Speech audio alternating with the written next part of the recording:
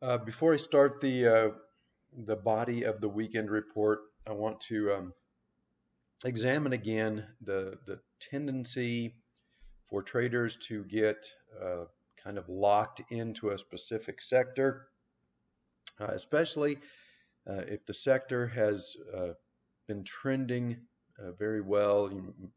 Easy money has been made. Um, the tendency for many traders, most traders, is that after, during a correction, they want to jump back into the sector very quickly because they're anticipating a repeat of what came before. So, in our current situation, obviously that this is the stock market. So, from the election to the top back in January, we just, it was just very easy to make money. We could enter the triple leveraged funds. The drawdowns weren't very big, even during these two intermediate cycle lows here and here. We never even had a failed daily cycle at any point during this run, and it was just very easy to make money. And so, I'm seeing this mindset in a lot of traders. They want to jump back into the stock market again because they're anticipating a repeat of this. Um, they expect a very quick correction, and then we're going to be off to the races again.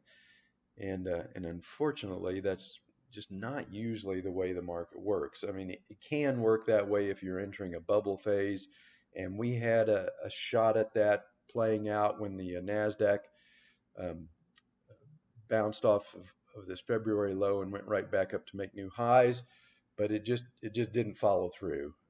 The rest of the market, the S&P and the Dow, did not follow through to new highs, and the Nasdaq couldn't hold those that breakout, and so that negated the parabolic bubble phase that probably would have ended this bull market. Um, Bad in the sense that we're not going to make the really big quick money like everybody wanted, but good in the sense that probably better for the economy. That this transition into a long-term bull market, and ultimately there's going to be a lot more money made in the long run from another 10 or 15 years of bull market as opposed to 1 6 month big push to a parabolic top and then a crash. So in the long run, much better off. But in the short run, I'm seeing a lot of traders, they just can't wait to jump back in the stock market because they're anticipating another one of these. And I think we will get another one of these, but we're not going to get it before we have a lot of sideways churning action to rebuild the energy uh, to push another one of these kind of moves. So I've shown this chart many, many times. This is the bubble top in the Nasdaq back in 2000. We came up to that, we churned, we had to drop down into the 4-year cycle low. But once we broke out, we started a very strong trending move, and I don't believe for a second that this is all we're going to get after a 16-year basing phase from this top here to this breakout after the elections. I don't believe for a second that all we're going to get after a basing phase that large is, a year and a half of, of rally. In my opinion, this is just getting started, and now that I think the bubble phase is probably off the table and long-term bull market is the most likely path forward, then I think we've got, uh, we don't have a year and a half. We've got 10 or 15 more years before this thing is done. So this, my opinion is this breakout has a long, long ways to go yet. But you can see here, this is the 200-week moving average. We just went a long ways in a short period of time after the elections, and so we're going to have to go sideways for a while before we can get the next leg up. And I do believe that all we've done is we've just gone halfway to 10,000, and now we're going to need a midpoint consolidation. Maybe this turns into a T1 pattern, but we're going to need some sideways churning here for at least a few more months. In one of my previous reports, I had noted that we had gone basically 24 months from the 4-year cycle low into this top. We're going to need to churn sideways, maybe at least a third of the time it took to get from here to here. So, we've got a minimum of 5 to maybe even 7 months of going sideways before we can start the next leg up, which I think could probably, double this. We can go from at least, we went from 5,000 to 7,500. We went halfway to 10,000. I think we can get that other half, that other 2,500 points before this 4-year cycle tops. And I'm not really expecting that until mid 2019. So I think this 4-year cycle is going to left translate, just like this abbreviated. This is kind of a short 4-year cycle, but you can see it left translated. This cycle right translated. This cycle also extremely right translated. I think this cycle is also going to right translate into the middle of 2019, and then we'll get our next 4-year cycle low is going to be due spring or summer of 2020. So we've got plenty of time left in this 4-year cycle, but we're going to need to continue going sideways for a little longer. So I want to try and break people of this thought process. Like I said, we've got a very clear memory of this easy trading, easy to make money. Drawdowns are very short, very shallow, and most people, they just expect a repeat of this very quickly, and we're not going to get a quick repeat of this. We've just got some difficult trading here. So, I've tried to warn people that we're probably just going to be very volatile, very hard to make money. The swings are just going to be too large in each direction. We get a big swing up. Friday was a classic example on Amazon's earnings. Big gap up. I'm sure that many traders bought that gap thinking, we're off to the races. Here we go. We're going to start another one of these. And then, all we did was sell off all day long to fill that gap. And we ended up the day with an exhaustion candle and basically having gone nowhere. And we're probably going to have this kind of behavior for at least another couple months, maybe into July, way out into here. So it's going to be difficult to make money in the stock market. We're just not going to get a repeat of this real soon. So try to break that expectation that you have to get in the stock market quickly. We've got a position in the Quest, we've got a position in the AP. Let those work in the stock market. If we get a run back up to test these highs, then those positions we'll make some money on those positions, and that'll be good enough. We're not gonna, we're not at this point. We are not gonna come up here and break out through this top and then off to the races again. It's just too early. So you don't need to panic on every up day thinking that we're missing the boat. We are not going to miss the boat in the stock market.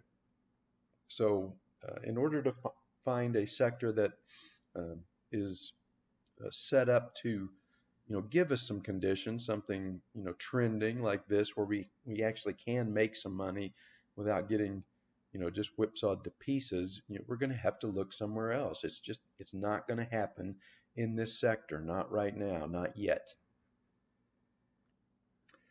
So as most of you know, I think that the most likely spot for that trending move is probably going to be the metals. So I'm going to start off with the currencies because I think gold is still trading inversely to the dollar, and so we want to keep track of where we're at in the currency cycles uh, as a precursor to taking our metals trade. So, um, we've got our intermediate cycle bottom right here.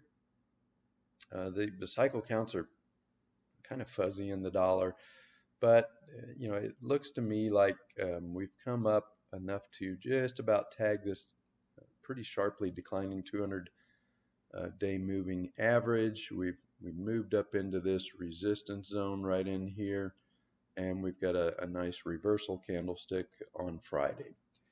Now let me switch over to the euro because the cycle counts seem to be a little bit clearer in the euro. All right, so the daily cycle is much clearer in the euro. We've got a daily cycle low right here. This is a ongoing daily cycle. We were on day 40 right here, so we're deep in the timing band for a bottom. We did complete a failed daily cycle, and that's should be one of the requirements for an intermediate cycle low. It should give us at least one failed daily cycle, and this one has. We made a lower low above this intermediate top, lower low, or a lower high, and then we've made a lower low right here, and the euro did come down just far enough to get into this resistance zone here around this triple top here, this congestion right in here. We came down to touch that resistance zone. I would have preferred to see this come a little further, maybe come down and tag this rising 200-day moving average. We'll see what happens on Monday. My preference would be for this not to form a swing on Monday, but to maybe open up down here somewhere and get a little deeper into this support zone, or maybe come down and tag this 200-day moving average. If it were to do that, it would put us just a little bit deeper into this daily cycle for day 41, 42, 43, somewhere in there, and then get down to a little deeper into the support zone, and then if we could tag this 200-day moving average early next week, I think at that point I would be prepared to go to full positions in the metal portfolio. So we're getting close. Maybe we completed the daily and probably the intermediate cycle on Friday. Again, I would like to see this gap down a little, or not, maybe not so much gap down, but I'd like to see it come down a little bit more first thing next week. Don't know if we're going to get that or not. If we form a swing, then we're going to have to make a decision on whether or not we just trust that the swing marks the daily cycle low.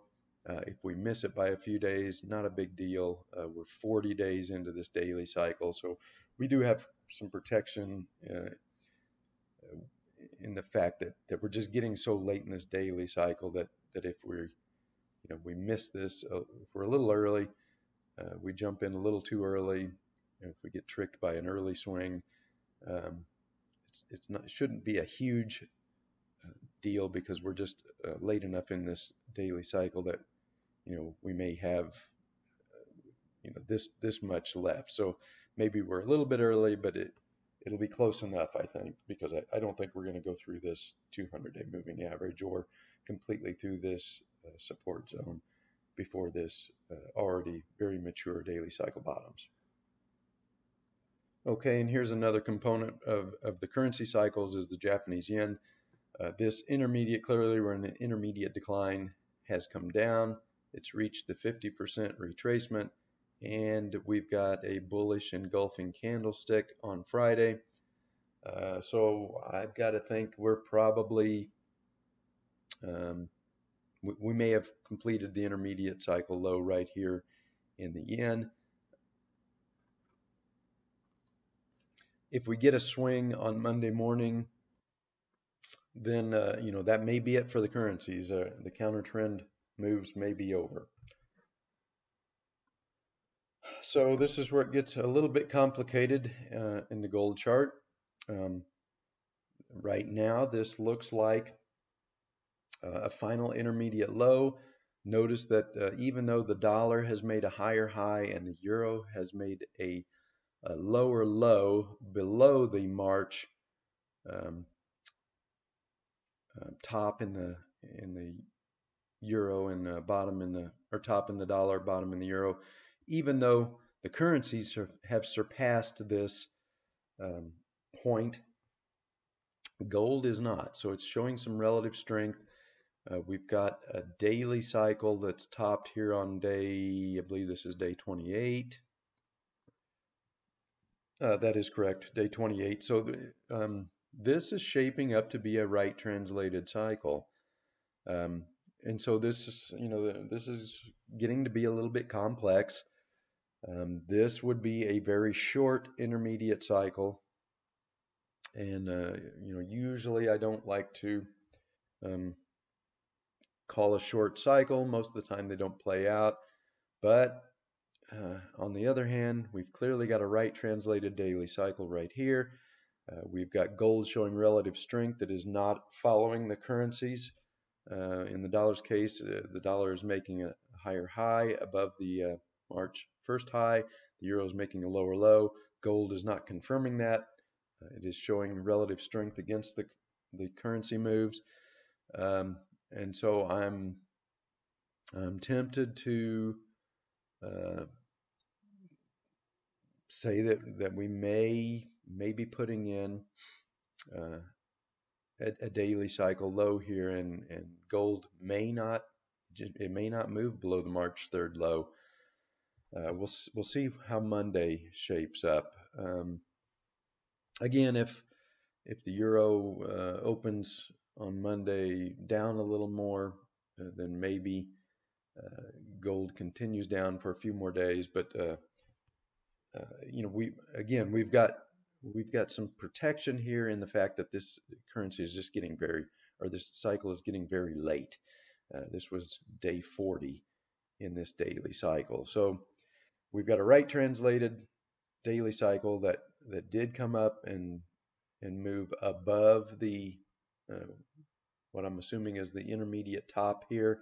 And as we know, very often first daily cycles will do that. They will recover all of the intermediate decline. It's looking like gold did that. Gold is resisting the currency moves. It's late in its daily cycle. So, I don't think we have to time this exactly perfect. If we miss it by a few days and, if gold rallies above 1326, forms a swing, which it can do on Monday as we made a slightly lower low here on Friday. So a move above 1326 would complete a swing. And at this time, I think a swing is going to get me back in to the metals market, full strength in the triple leveraged funds. And I'm not going to worry too terribly much if we miss the bottom by a few days. If we get faked out by an early swing, I don't think it's going to be the end of the world because we're just late enough in this daily cycle that I don't think missing this by a few days is going to be catastrophic. I think we're close enough, and we're getting a lot of signals that this was an intermediate low, and that right translated cycle, this should not move below this low. So I think let me widen the chart out here a bit. Okay, so I think we are finally about ready to break out of this basing pattern that gold has been in for ever since the baby bull top back in the summer of 2016. So we've had 2 years of going sideways, and we all know the rule. Easier markets follow difficult markets. The longer the basing phase, the consolidation phase, typically the bigger the move. This is a pretty large basing phase here, 2 years, long time. Once we break out of this basing pattern, this consolidation, this 2-year consolidation should trigger a pretty pretty strong, pretty powerful move. So um, you can see we've just hit it over and over and over. I've gone over this before. The more times you knock on the door, usually you end up going through, and um, and the more attempts it takes to break through, then the bigger the move tends to be. So I think the metals are set up for a big move, and while it is always possible we could, waste another intermediate cycle waiting for this thing to break out, I tend to think it's going to happen during this intermediate cycle. That you know this often between the spring summer ICL, which potentially happened back here in February. These can often be the biggest moves in the metal as they rally into the early fall. Um, so I think we are setting up here to finally break through this resistance. We've already what appears to be already a right translated daily cycle that already recovered the previous intermediate top during the first daily cycle. We're pulling back. It doesn't look like gold is going to confirm the bigger or the breakdowns and breakouts in the currencies, and so I think gold is setting up to finally break out of this long basing pattern, 2-year basing pattern, and when it does, I think it's ultimately it's going to take us back up here to recover these all-time highs, and then I think we're going to break out of this at some point. But I don't think it's unreasonable if we break out of this 2-year basing pattern that we could at least go up here and test this resistance zone here a little above 1500. So I don't think that's an unreasonable expectation once we break out of this 2-year consolidation, and I think that is probably coming during this intermediate cycle. So I want to try and break people away from their expectation that they have to be in the stock market right now, simply because we've had such an easy time trading the stock market from the elections to that top in January. I think now the trending move is going to come somewhere else while the stock market has to go sideways for more months. I just don't think the stock market is ready to give us any easy money over the next, we've got at least 2 or 3 more months in the stock market before we can make some easy money there. But I think the metals are setting up to give us some easy money, um, maybe during the summer and into the early fall of this year. So I want to say, just jettison the idea of that you have to be in the stock market right now simply because you're expecting a repeat of what came before, and let's start looking somewhere else as a potential spot for some easy money. And I think it's going to come in the precious metals. So let's move on to the weekly charts real quick here. This is gold, and you can see this is just kind of a mess. I'm not really seeing any edge here. We've got a weekly swing high, um, a partial reversal, but nothing to get terribly excited about, at least not in the gold chart. Silver chart, kind of the same thing, just more frustration. We get above the 200-week moving average, and then they knock it right back down the very next week. But I will say I think we are forming a triangle consolidation bottoming pattern here. Now I don't, I guess we'll know early next week if we come down and tag this lower trend line one more time before breaking out. But this could be setting up as a very powerful base to launch a rally from in silver. So the question going forward is, do we need to come down next week and tag this lower trend line one more time before we break out? Anybody's guess, but I do think we're going to break out of this to the upside, not the downside. And when we do, I think this is going to push a pretty good move. And in the silver market. Now, the chart that is looking very nice is the mining chart. You can see, um, again, we've just been in this long basing pattern after the baby bull. We've just come down to tag this 200-week moving average over and over and over, but the bears have not been able to break this thing down.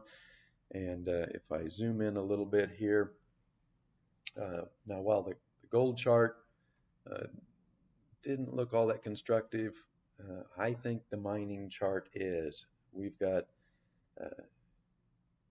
actually, let me switch this over to the dailies. All right, so first off, we've got a character change. Every one of these rallies has been a V-shaped rally. They've all failed, come back down. We're stuck in this sideways basing pattern, another V-shaped rally, comes back down. Now the character has changed, and we've got a rounded base. It's a stronger bottoming pattern. The miners have held up very well, while gold has moved down into its daily cycle low. Notice here the March, gold made its low on March 1st. You can see the miners resisted moving below the previous low on March 1st. So I'm just seeing a stronger bottoming pattern from the miners. I'm seeing some resistance to following gold down into its daily cycle low, and we're threatening again to recover this 200-day moving average. The 200 is starting to turn back up. So I see some real potential here, and I think as soon as gold completes its daily cycle low, then I think we get some good upside in the mining stocks. I definitely think during the next daily cycle we're going to at least test this high. Maybe we can test this top up here. In general, I think that this intermediate cycle will at the very least, we're going to test the top of this trading range that we've been in, which would put GDX up here in the 2550 to 26 zone. And if gold can break out above that 1377 baby bull high and give us a run to 1550, then it is completely conceivable that the mining stocks could come up here and test this baby bull high. That would be a very nice trending move, something that we could make a lot of money on, and I think that this is the spot where the real potential is going to be over the next several months, as opposed to trying to force trades into the stock market simply because traders are having trouble getting out of that stock market mindset. They just made a lot of easy money after the elections. We want to do it again. It's too early to do it again. We need to go somewhere else to make the easy money, and I think that easy money is probably setting up in the silver market and in the mining stocks. So that's what I'm going to look for next week. If gold forms a swing, I would prefer that the currencies come down a little bit further, but I realize that we're probably close enough. If we get faked out by one false swing in the currencies and in gold, it's not going to be the end of the world, because we're late enough in the daily cycle to where it probably isn't going to matter if we miss the bottom by a day or two, or for a few days too early. No big deal, because I think this intermediate cycle, whether we get in right here, or whether the bottom ends up a little bit lower down here, probably not a big deal, because I think we're going to at least go to this upper part of this trading range during this intermediate cycle, and we may go to the top of the baby bull during this intermediate advance. So not a big deal if we don't time this exactly perfect, I don't think. So, like I said, we've got a position in the Quest. We've got an AP position. I think that's all we need to mess with in the stock market, the stock portfolio trades. We just don't need to fight with this volatile market right now. It's too difficult to make money. Let's focus on the metals here and see if we can't get pretty close or possibly catch the exact bottom of the daily cycle in gold. And I think that's where we're going to make our money during the summer. Um, the easy money in the stock market's probably going to be made during the last half of the year.